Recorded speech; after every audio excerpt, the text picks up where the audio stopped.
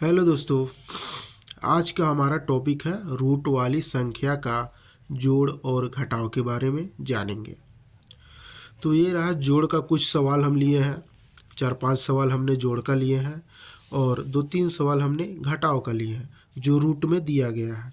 तो इसको निकाल के बताएंगे कैसे रूट के सवालों को जोड़ और घटाव के सवालों को बनाया जाता है। 2-3 तरह का सवाल है, 2-3 टाइप का है क्वेश्चन जिसको हम बनाएंगे और आप लोग को बताएंगे। तो चलिए देखते हैं। हमारा पहला है जोड़। तो जोड़ के पहला क्वेश्चन को देखते हैं क्या दिया हुआ है। यहाँ 3√2 प्लस √2। तो हम लोग जानते हैं कि रूट सेम होता है, तो यहाँ प्लस है तो जुट जाएगा। इसका जो भी रहेगा वैल्यू रूट के बाहर में उसको जोड़कर और रूट को लिख देते हैं। तो यहाँ हमारा रूट के आगे क्या लगा हुआ है, 3 है। यहाँ रूट के आगे कुछ नहीं है, तो हम लोग जानते हैं कि रूट के आगे कुछ नहीं है, यानी कि यहाँ 1 छिपा हुआ है। तो यहाँ कितना हो जाएगा, 3 और 1 4। तो यहाँ हम लिखेंगे 4।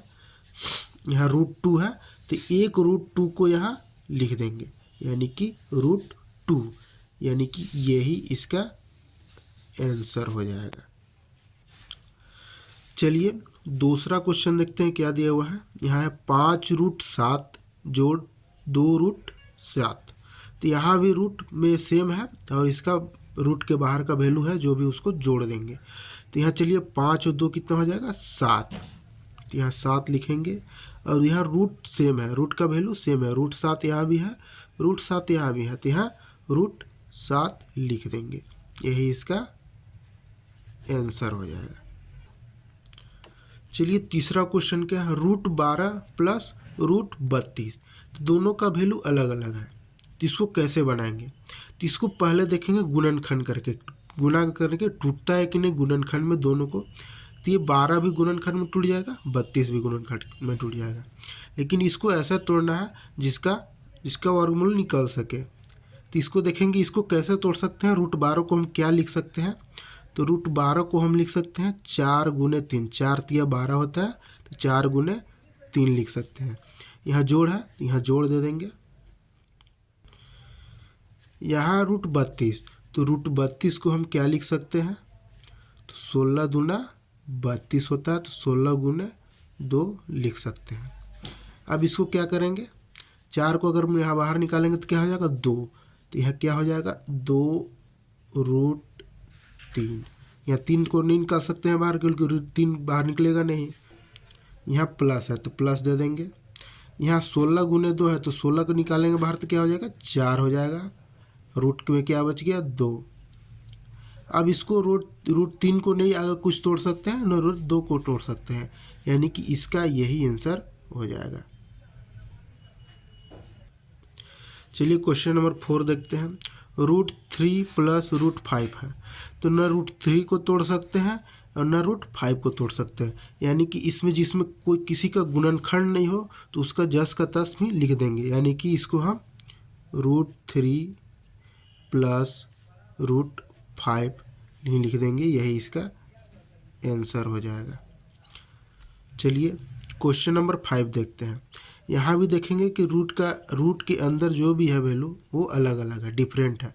तो इसको भी नहीं, ये ना 5 टूटेगा ना 7 का गुणनखंड होगा, यानी कि जिसका गुणनखंड नहीं होगा उसको भी सेम, इसको भी सेम हम लिख सकते हैं। तो इसका भी यही आंसर हो जाएगा, क्योंकि इसका गुणनखंड होगा नहीं, ना 5 का गुणनखंड होगा ना 7 का गुणनखंड होगा। तो इसको भी हम लिख देंगे 3√5 प्लस 4√7, इसका भी यही आंसर हो जाएगा। तो हमारा जोड़ का सवाल हो गया। अब चलिए देखते हैं घटाव के, देखेंगे कुछ सवालों को। तो जैसे हम लोग जोड़ में किए, हम लोग को जोड़ में जोड़ना था, इसमें केवल हम क्या करेंगे, घटाव करेंगे। घटाव का मत चिन्ह दिया हुआ है कि इसको घटाएंगे हम।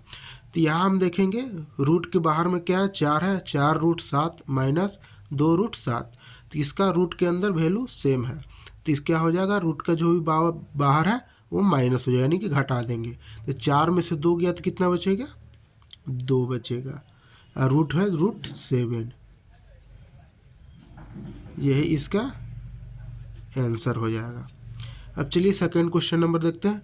√48 है माइनस √27 है। तो इसको देखेंगे कि रूट 48 का गुणनखंड होगा कि नहीं, तो रूट 48 का गुणनखंड हो जाएगा और रूट 27 का भी गुणनखंड होगा। तो रूट 48 को हम लिख सकते हैं 16 गुने 3 माइनस रूट 27 को हम लिख सकते हैं 9 गुने 3। 16 तिया 48 होता है, 9 तिया 27 होता है। तो अब इसको लिख सकते हैं, 16 को बाहर निकालेंगे तो क्या हो जाएगा, रूट के बाहर निकालेंगे तो 4 हो जाएगा। अब ये रूट 3 है तो रूट 3 हो जाएगा। यह माइनस है तो माइनस दे देंगे। अब 9 के रूट को बाहर निकालेंगे तो क्या हो जाएगा, 3 हो जाएगा। यहाँ रूट 3 है तो रूट 3 हो जाएगा।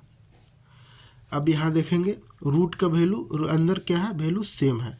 तो जो बाहर रूट का बाहर है वो घट जाएगा, तो 4 में से 3 जाएगा तो क्या बचेगा, 1 बचेगा, यानी कि 1 गुने रूट 3। तो हम लोग जानते हैं 1 जब भी रहेगा तो छिप जाता है, तो इसको हम लिख सकते हैं क्या, रूट 3 डायरेक्टली लिख सकते हैं। यही इसका आंसर होगा। चलिए क्वेश्चन नंबर 3 है, क्या है, रूट 13 माइनस रूट 12। तो रूट 13 का तो गुणनखंड होगा नहीं, तो रूट 13 को हम जैसे है वैसे ही लिख देंगे, माइनस रूट 12 का गुणनखंड होगा, तो इसको क्या लिखेंगे रूट 12 को, तो रूट 12 को हम लिख सकते हैं 4 गुने 3, 4 तिया 12 होगा। अब इसको लिख सकते हैं रूट 13 को रूट 13 ही लिखेंगे, माइनस 4 को बाहर निकालेंगे तो क्या होगा, 2, रूट 3 है अंदर तो रूट 3। यही इसका आंसर होगा। आई होप, उम्मीद करते हैं आप लोग को वीडियो पसंद है। तो वीडियो को लाइक और चैनल को सब्सक्राइब करना ना भूलें और वीडियो को अंत तक ज़रूर देखें। धन्यवाद।